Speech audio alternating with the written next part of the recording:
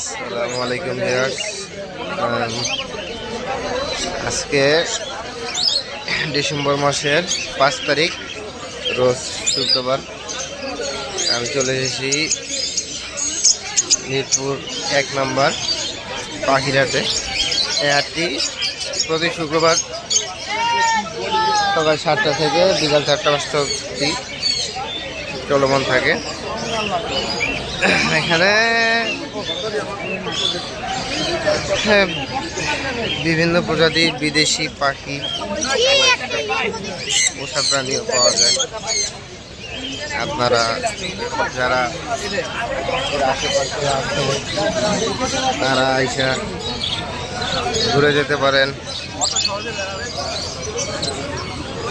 আর যারা পাখি পালেন বা যারা কেনাবেচা করেন তারাও আসতে পারেন।